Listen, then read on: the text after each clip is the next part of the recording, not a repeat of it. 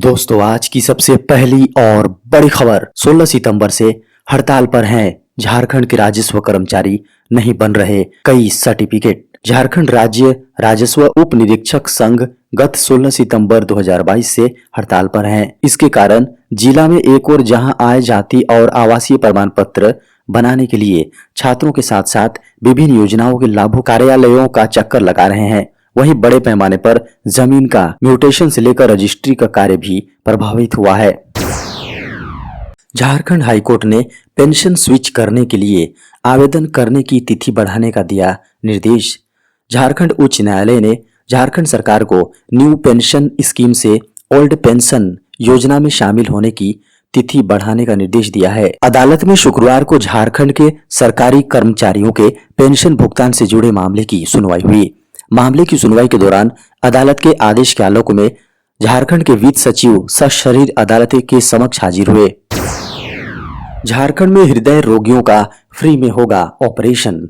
झारखंड के हृदय रोगियों का फ्री में इलाज और ऑपरेशन होगा। इसको लेकर झारखंड सरकार और Prashanti medical services and research foundation द्वारा राजकोट एवं अहमदाबाद में संचालित श्री सत्य साईं हृदय अस्पताल के साथ करार हुआ है। इस करार के तहत जहां फ्री में इलाज और ऑपरेशन होगा, वहीं आने जाने के लिए रोगियों को 10,000 रुपए भी दिए जाएंगे। इसको लेकर रिम्स में स्क्रीनिंग शुरू हो गई है। झारखंड में 1932 आधारित स्थानीय नीति में भूमिहीनों को भी मिलेगा हक। हेमंत सरकार 11 नवंबर को आहूत झारखंड विधानसभा के विशेष सत्र के दौरान 1932 खतियान या इससे पूर्व के सर्वे आधारित स्थानीयता विधेयक और विभिन्न वर्गों का आरक्षण बढ़ाने संबंधित प्रस्ताव को झारखंड विधानसभा के विशेष सत्र में पारित कराएगी। सीएम हेमंत सोरेन के निर्देश पर सरकार की उच्च स्तरीय समिति ने गुरुवार को मंत्रालय में बैठक कर स्थानीयता नीति का प्रारूप तैयार करने के लिए मंथन किया। स्थानीयता नीति के प्रारूप में भूमिहीनों के लिए भी प्रावधान किया जाएगा। नीति में जहां 1932 के बाद जमीन का सर्वे हुआ है का भी ध्यान रखा जाएगा। झारखंड में 15 नवंबर तक शुरू हो जाएगी शिक्षकों की नियुक्ति की प्रक्रिया।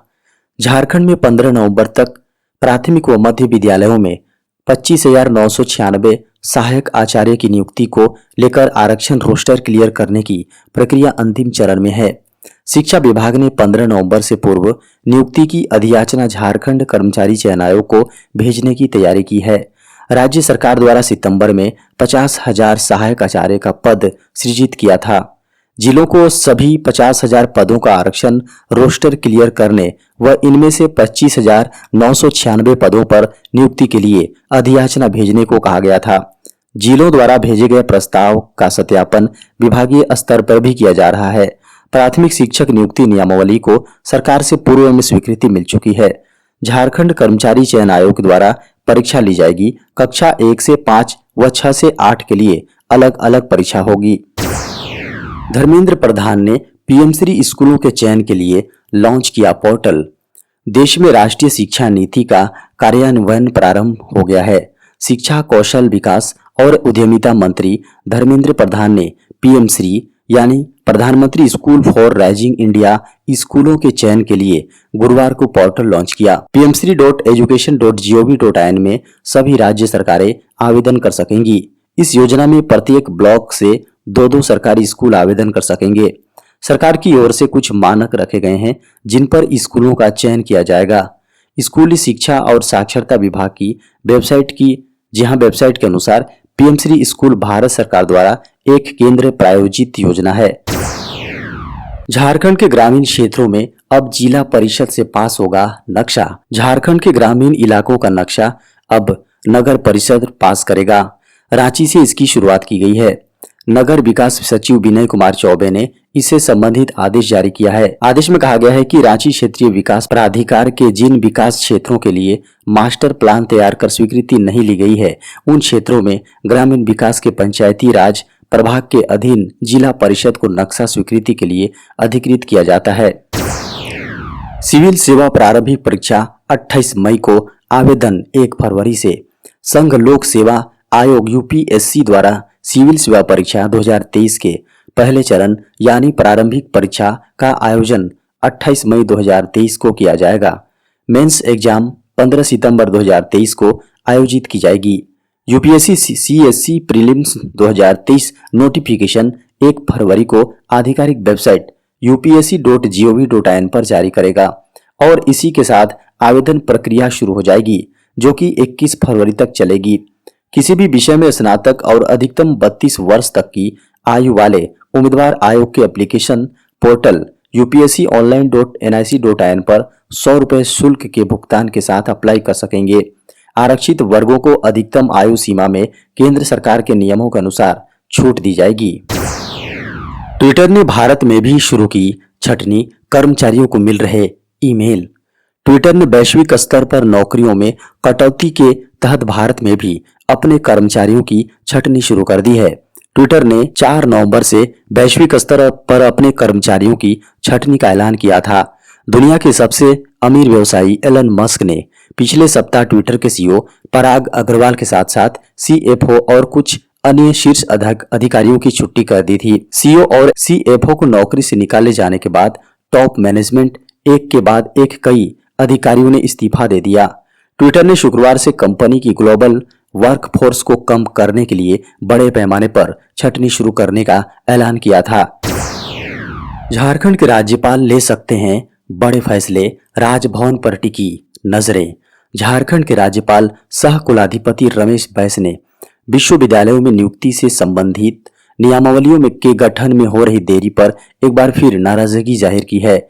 उन्होंने शुक्रवार को राजभवन में नियमावलियों के गठन की समीक्षा की। इस दौरान उन्होंने कहा कि नियमावलियों के गठन में देरी होने से विश्वविद्यालयों में नियुक्ति नहीं हो पा रही है। राज्यपाल ने बैठक में कहा कि झारखंड में उच्च शिक्षा के क्षेत्र में विकास के लिए कार्यप्रणाली में गति लाने की नितांत आवश्यकता है। रेलवे के करोड़ों यात्रियों को मौज, बिना टिकट कर सकेंगे यात्रा। रेलवे ने देश के करोड़ों यात्रियों को खुशखबरी दी है, क्योंकि नए नियमों के तहत रेल में आप बिना टिकट के भी यात्रा कर सकते हैं। यात्रा के दौरान आपके पास टिकट नहीं भी होगा तो अपराधी नहीं माने जाएंगे, बल्कि प्लेटफॉर्म टिकट दिखाकर अपने गंतव्य तक का टिकट बनवा सकते हैं। इसके लिए आपको कोई पेनल्टी भरने की जरूरत नहीं होगी। आईआरसीटीसी ने रिजर्वेशन के नियमों में बदलाव करते हुए यात्रियों को ये सुविधा प्रदान की है। हालांकि सुविधा पिछले साल शुरू कर दी गई थी, लेकिन कुछ यात्री अभी सुविधा को लेकर असमंजस में हैं। दरअसल कई बार यात्री को अचानक इतना जरूरी काम पड़ जाता है कि उसे रिजर्वेशन कंफर्म होने तक का समय नहीं रहता। ऐसे में यात्रियों के पास केवल तत्काल टिकट बुकिंग का ही ऑप्शन बचता था, लेकिन तत्काल की साइट बिजी होने के चलते आपका टिकट बुक नहीं हो पाता था। इस समस्या के समाधान के लिए रेलवे ने रिजर्वेशन नियमों में बदलाव करते हुए यात्रियों को बिना टिकट भी यात्रा करने की छूट दी है, लेकिन इसके लिए यात्री के पास संबंधित स्टेशन का प्लेटफॉर्म टिकट होना जरूरी है। इसके बाद आप किसी भी ट्रेन में बिना टिकट के बैठ सकते हैं। साथ ही ट्रेन में संबंधित टीटी से संपर्क कर उनसे टिकट बनाने का आग्रह करना होगा। इनकम टैक्स भरना होगा आसान, आईटीआर में बड़े बदलाव की तैयारी। केंद्रीय प्रत्यक्ष कर बोर्ड यानी सीबीडीटी की ओर से आईटीआर 7 को छोड़कर मौजूदा सभी आईटीआर को मर्ज करने का प्रस्ताव लाया गया है। जानकारों का कहना है कि इसके आने के बाद आयकर रिटर्न यानी इनकम टैक्स भरना पहले के मुकाबले आसान हो जाएगा। मौजूदा समय में इनकम टैक्स भरने के लिए आईटीआर 1 से लेकर आईटीआर 7 तक कई फॉर्म हैं, जिन्हें आयकर भरने वाले व्यक्ति को अपनी जरूरत के हिसाब से चुनना पड़ता है। कई करदाताओं को गलत फॉर्म के कारण पेनल्टी या फिर आयकर नोटिस का भी सामना करना पड़ता है। इस समस्या को कम करने के केंद्रीय प्रत्यक्ष कर बोर्ड यानी सीबीडीटी ने एक कॉमन आईटीआर फॉर्म का प्रस्ताव रखा है। इसमें आईटीआर 7 को छोड़कर सभी आईटीआर यानी 1 से 6 तक को मर्ज करने के बारे में कहा गया है।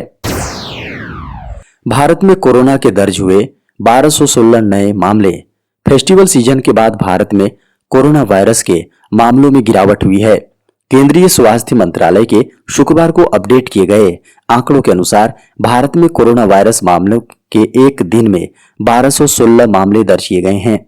इस दौरान बीते 24 घंटों में 18 मरीजों की कोरोना से मौत हुई है। एक दिन में सक्रिय मामलों की संख्या में 393 मामलों की कमी रिकॉर्ड की गई है। देश में कोरोना वायरस केसों की संख्या बढ़कर 4,46,58,365 हो गई है, जबकि कोरोना सक्रिय मामले घटकर 15,705 हो गए हैं। देश में 18 मौतों के साथ केरल में अकेले 15 मौतें हुई हैं। देश में मौतों की कुल संख्या 5,30,479 हो गई है। स्वास्थ्य मंत्रालय की वेबसाइट के अनुसार सक्रिय मामलों में कुल संक्रमणों का 0.04% शामिल है, जबकि कोरोना रिकवरी दर 98.78% बढ़कर हो गई है। एसएससी CHSL 2022 परीक्षा स्थगित। केंद्र में सरकारी नौकरी की तैयारी में जुटे 12वीं पास उम्मीदवारों को थोड़ा और इंतजार करना होगा। स्टाफ सिलेक्शन कमीशन ने CHSL एग्जाम 2022 नोटिफिकेशन की डेट पोस्टपोन कर दी है। इस संबंध में एसएससी की ऑफिशियल वेबसाइट ssc.nic.in पर नोटिस जारी किया जा चुका है। पहले इस सरकारी नौकरी का विज्ञापन 5 नवंबर 2022 को जारी होने वाला था। ऑनलाइन आवेदन भी इसी दिन से शुरू होने वाले थे, लेकिन अब इसे टाल दिया गया है। वेबसाइट पर जारी किए गए नोटिस में स्टाफ सिलेक्शन कमीशन ने कहा है, combined higher secondary level exam 2022 का विज्ञापन 5 नवंबर को प्रकाशित होना था, लेकिन अब इसकी तारीख बदलकर 6 दिसंबर 2022 कर दी गई है। यह सरकारी भर्ती परीक्षा है जिसका आयोजन कर्मचारी चयन आयोग द्वारा किया जाता है। देश भर में किसी भी मान्यता प्राप्त बोर्ड से 12वीं कक्षा पास कर चुके युवा इस गवर्नमेंट जॉब के लिए अप्लाई कर सकते हैं।